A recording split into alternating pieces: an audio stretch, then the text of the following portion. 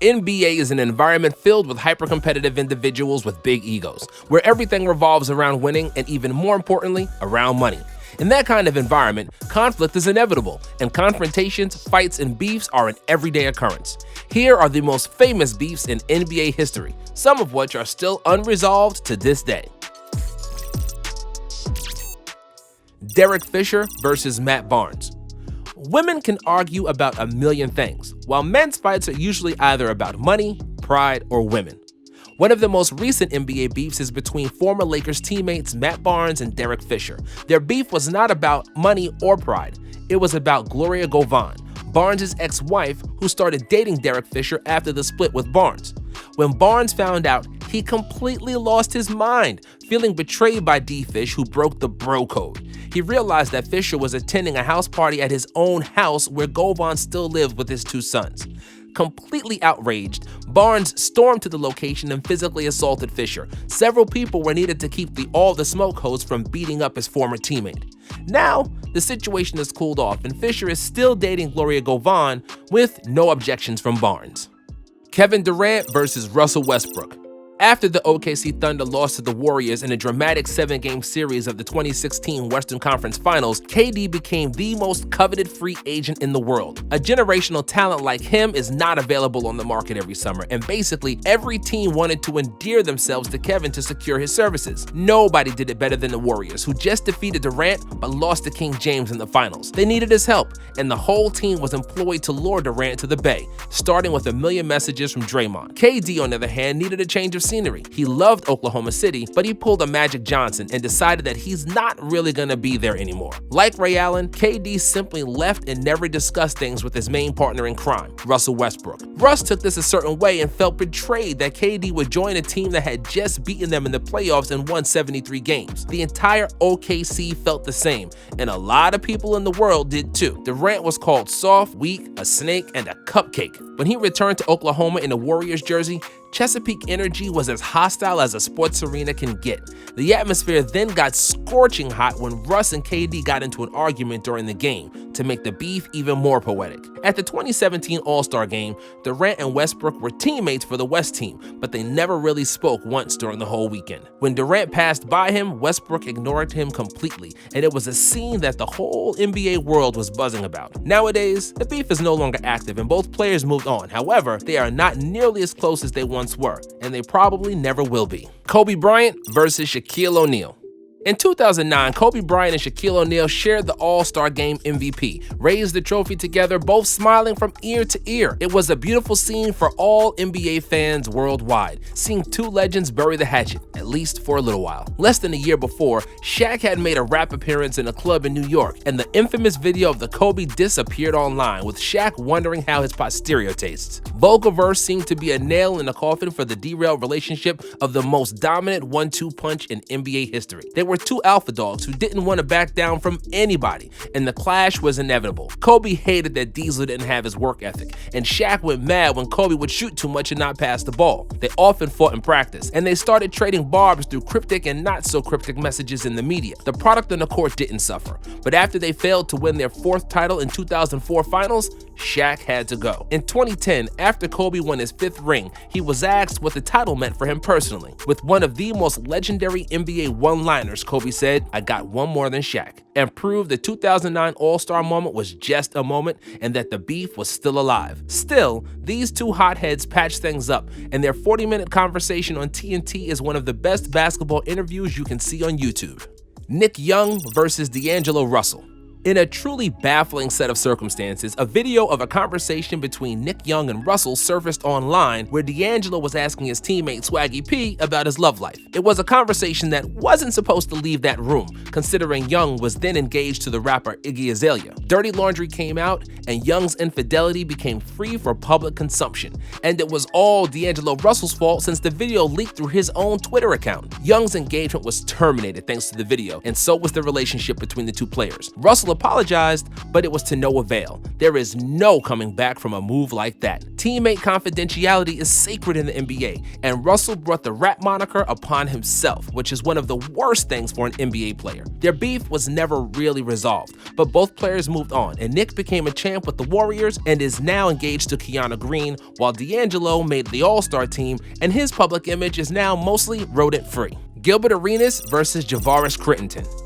No Chill Gil and Javaris Crittenton were a very dangerous NBA duo and had nothing to do with basketball. Washington Bullets changed their name to Wizards in 1997, but Crittenton and Arenas did everything in their power to bring the old name back. These two brought guns to the locker room following a dispute over a card game and threatened to shoot each other. Their teammates took them seriously and scattered around. The police were called, and Gil and Javaris both got suspended for a year. Crittenton never played in the NBA again and is currently doing jail time for an armed robbery. We seriously doubt that Arenas comes to visit. Jason Kidd versus Jim Jackson and Jamal Mashburn. A woman was also the reason that got between Jason Kidd, Jamal Mashburn, and Jim Jackson, who were part of the Triple J trio with the Mavericks in the late 90s. Three young stars were supposed to be the staple of the Mavericks' future, but were ultimately separated because of egos and a female, none other than the singer Toni Braxton. Although this has never been officially confirmed, Braxton reportedly blew off a date with Jason Kidd and instead went out with Jimmy Jackson, while Mashburn also allegedly had an interest in the singer. Cooler heads didn't prevail, and this incident caused a rift that would ultimately blow up the Mavs locker room and cause the split of the three J's. And to end the women's portion of the video, we'll mention another case of defecating where one eats, the one between Tony Parker and Brent Barry when they both played for the Spurs. Parker was married to actress Eva Longoria, and the two were very good friends with Barry and his wife, Erin. The friendship and the marriages ended when the truth of adultery between Tony Parker and Erin Barry came out, and naturally, the two men were never on speaking terms again. Ray Allen versus the Celtics. If you can't beat them, join them. That's what Ray Allen thought in 2012 offseason and gave birth to one of the biggest NBA beefs in the last decade, which still isn't settled today. After LeBron James played the best game of his career and then finished the Celtics off in the 2012 Eastern Conference Finals, the Celtics were at a crossroads. Their big three, who operated so well since their assembly in 2007, were getting up in age. After they defeated James in 2008 and 2010, Bron returned the favor in 2011 and 2012, and it seemed that 36 and 35-year-olds Garnett and Pierce are on their last legs as dominant NBA players. Ray Allen was even older, and at the age of 37, the Celtics were stalling with his contract negotiations. Allen was partly offended and partly wanted just to get a deal, so he took his talents to South Beach. However, his move to Miami didn't go over so well with the Celtics, especially Garnett. He felt like Allen was the traitor who signed the deal with their arch enemy and betrayed the team. The way Ray did it was also a reason for the demise of the relationship, as Allen never addressed the move with his teammates.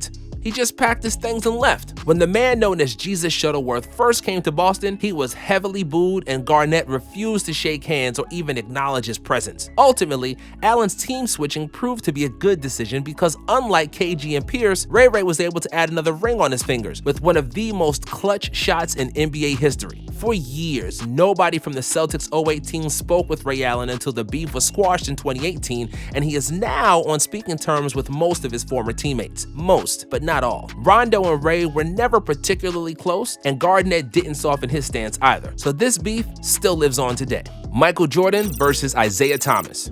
In the 1985 All-Star Game in Indianapolis, Isaiah Thomas supposedly organized a freeze-out of rookie Michael Jordan and never passed him the ball because he was jealous of all the attention Mike was getting. Of course, Mike took it personally, and that's when the beef started to stew. The fuel was added to the fire when Isaiah and Jordan repeatedly ran into each other in the playoffs. MJ took an L once, twice, and then once again, and saw the Pistons become back-to-back champs. In the 80s, Pistons were beating MJ hard, both literally and metaphorically. The infamous Jordan rules were in place, and Mike took a lot of physical punishment when he played against Isaiah Lambeer and the rest of the bad boys. Jordan and the Bulls finally got their revenge and swept their arch nemesis. Before the end of the final game, Isaiah and the bad boys decided to go to the locker room without shaking hands with Mike, Scotty, and others. As you can probably guess, Jordan took it personally and felt disrespected. When he got the call to play in the 1992 Olympics, MJ said he would only play if Isaiah is not on the team. The already rocky relationship was never repaired after that, and Isaiah never forgave Michael for keeping him off the dream team. The feeling is mutual, and these two legends are still not seeing eye to eye, as you probably know if you watched The Last Dance. Larry Johnson versus Alonzo Mourning. Larry Johnson and Alonzo Mourning were both drafted by the Charlotte Hornets with the first and second pick in 1991 and 1992. The situation seemed ideal, and the two were turning out to be among the best big man pairing in the league, and the Hornets were buzzing on all cylinders. Then the Hornets gave Johnson a lucrative $84 million contract for 12 years, making it clear to Zoe that Larry was going to be their franchise player. Charlotte still counted on Mourning, but he declined their contract offer for $78.4 million over 7 years.